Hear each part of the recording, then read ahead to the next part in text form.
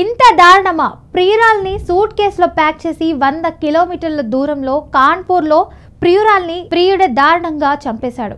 ఆ తర్వాత ఆమె మృతదేహాన్ని సూట్ కేసులో వేసి స్నేహితుడి సహాయంతో 100 కిలోమీటర్ల దూరంలో ఉన్న యమునా నదిలో పడేశాడు.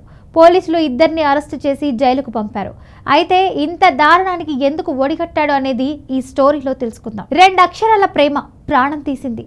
అతడిని ప్రేమించడమే ఆ యువతి పాలిట శాపమైంది.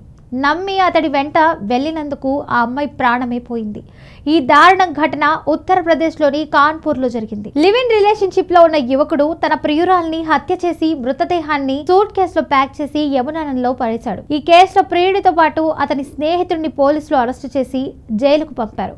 కాన్పూర్ దేహత్ ప్రాంతానికి చెందిన ఆకాంక్షి అలియాస్ మహి అనే యువతి బుర్రాలో ఒక రెస్టారెంట్ లో పనిచేసేది. ఇన్స్టాగ్రామ్ ద్వారా సూరజ్ ఉత్తమ్ అనే యువకుడితో ఆమెకు పరిచయం ఏర్పడింది. వారి స్నేహం ప్రేమగా మారి 3 నెలల క్రితం ఇద్దరు హనుమంత్ విహార్ లో ఒక ఇంటిని అద్దెకు తీసుకుని కలిసి జీవించడం ప్రారంభించారు. ఇక సూరజ్ కు మరొక మహిళతో సంబంధం ఉందని ఆకాంక్షకు తెలిసింది. దీంతో ఇద్దరి మధ్య తీవ్ర వాగ్వాదం జరిగింది. అదే రోజు రాత్రి గొడవ తీవ్రం కావడంతో సూరజ్ ఆకాంక్షను గొంతు కోసి చంపేశాడు.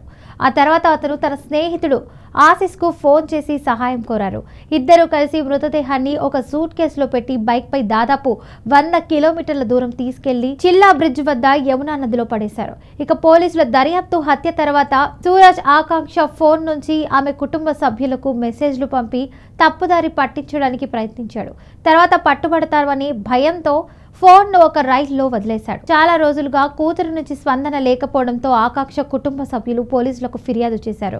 ఇక మొదట పోలీసులు నిర్లక్ష్యం చేసిన 1090 మహిళా హెల్ప్ లైన్ కు ఫిర్యాదు చేసిన తర్వాత కేసు నమోదు చేసి దర్యాప్తు ముమ్మరం చేశారు. ఇక మృతదేహం లభించలేదు. కాల్ డేటా ఆధారంగా పోలీస్ సూరజ్ ను అదుపులోకి తీసుకుని విచారించగా అతను నేరాన్ని అంగీకరించారు. సూరజ్ ఆశిష్ ఇద్దరిని పోలీసులు అరెస్టు చేశారు. అయితే ఆ ఆకాంక్ష మృతదేహం ఇంకా లభించలేదు. పోలీసులు దానికోసం గాలిస్తున్నారు.